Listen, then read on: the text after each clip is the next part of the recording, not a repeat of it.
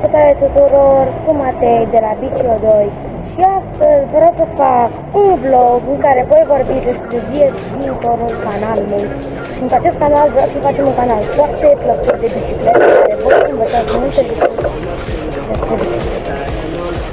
Scuze să întrerup filmulețul, dar vreau să vă zic că, din cauza camerei, filmulețul nu prea se înțelege pe voce, dar voi puteți să dați pe YouTube subtitrările, drumul la ele, ca să înțelegeți mult mai multe chestii și mai bine lucrurile. Așa că scuze că am întrerupt filmulețul, dar vreau să vă uitați în continuare. Vizionare plăcută! Așa că voi să mă ține minte care repede un pic o să stau, acum dau clipul. Așa, hai să vorbim despre primele. Deja noi avem două filmulețe pe canalul nostru și am văzut că nu plac de cât. Noi primele filmulețe ne-am gândit să ne introducem și să începem să facem cât mai basic. Pentru că noi avem gândul să facem lumea să zâmbească de multe ori. Și nu vreau să facem cele mai bune filmulețe care până acum am făcut un filmuleț în capitole care ne-am întâlnit și acum, în de vedeți că acum apărăm pe canal, am făcut un filmuleț în care ne-am prezentat.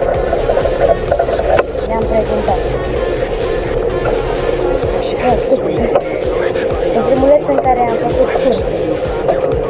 Din care am văzut, am pierdut și dacă ați văzut că am pierdut asta, atât când l-au spus la bicicletă, pentru că am pierdut.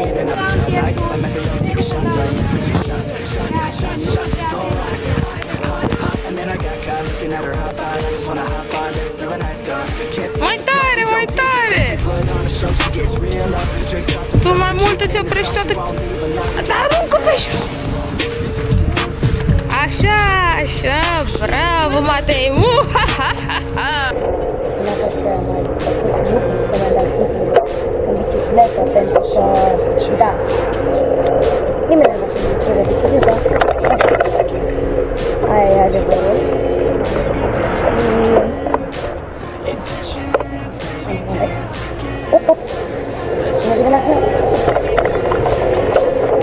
Și următoarea filmulețură să mă gândesc să ne dăm de pe rampe, în rampa aici.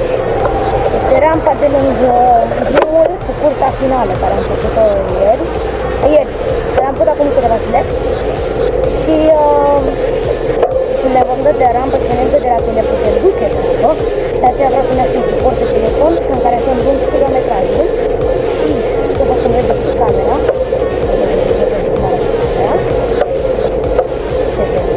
Și acum nu mă pot vedea pe mine.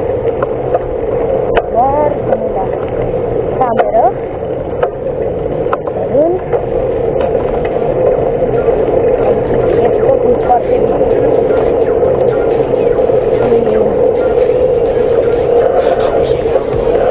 Da. După aceea, când mă gândeam să facem un tutorial care totul este pentru un canal care știe multe despre biciclete, care nu este pentru biciclete, adică cu standuri, de-astea puse, adică de-a merge la ceva avansat de decât să fac un tutorial despre tuturor despre biciclete. M-am gândit că acest tutorial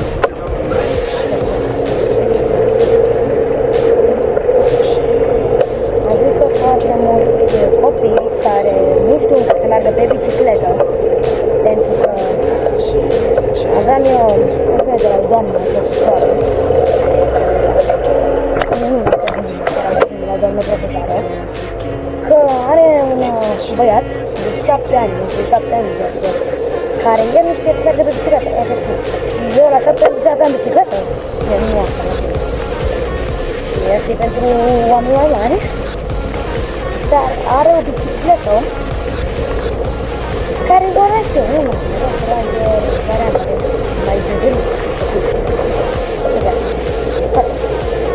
Și a zis să mă văd, acum nu l-a venit să crede, dar am zis că să fac un filmuleț pe tema asta, că știu, poate că mai mulți copii, nu trebuie neapărat copiii mari să se uite la genul ăsta de filmulețe. Dacă știi, dacă doresc, dacă postez, dacă fac așa, orice ar fi rost să fie pe canalul ăsta, orice persoană este bine venită pe canalul nostru. Sperăm să vă placă. Și de astea, nu uitați să dați un like și subscribe, pentru că ne-ar ajuta foarte mult această discuție. Și noi, din câte vedeți, am făcut și un post cu challenge. Să ne dați 10 challenge-uri care noi selectați. Acum, ar fi bine măcar să comentați, nu doar pentru genul ăsta de chestii, că nu sunt genul care ziceți, haideți să comentați ca să facem bani, nu.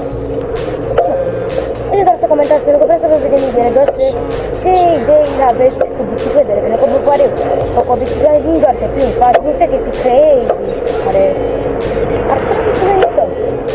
Repet, eu nu prea știu, dar știu mai multe despre faza cu challenge-urile, dar știu mai mult faza cu bicicletele și challenge-urile, pentru că, na, măcar mai bine, un om merge pe fiecare, pentru că am spus merge pe fiecare, nu e un chestie, că na, nu tot numai să merge pe fiecare, aia pe bicicletă, mă. Dar, da, după asta mă gândesc să mai fac, să lansez filmulețe mai multe, o să pe teme, o să vedem, o să ne mai aducem ca topicuri și de lucruri, challenge-uri pe teme. Dar, o chestie vreau să zic, nu știu cei care aveți TikTok, poate mulți o să aveți voie de TikTok, nici eu nu folosesc TikTok, mă dar de folosesc. Și vreau acolo pe contul de TikTok să facă promoveze contul de TikTok. Promoveze de fapt, promoveze filmele, părți din filmulețele noastre, short-uri, și să le pune pe canal de TikTok, ca voi să le vedeți mai ușor și să luați. O să pună practic pe Instagram, când mai facem posturi, la fel.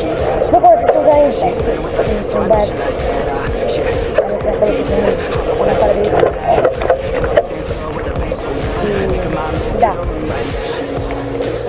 Așa că asta cam tot ce pot să vă zic acum. Nu am mai multe idei nici ce se va întâmpla în viitor, să ne văd de sările astea. Ne-am dat în principiu. Da. Iată.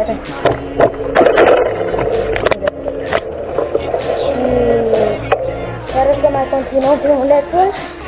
Sper că v-a plăcut filmulețul. Pa! Ne vedem în următorul filmuleț.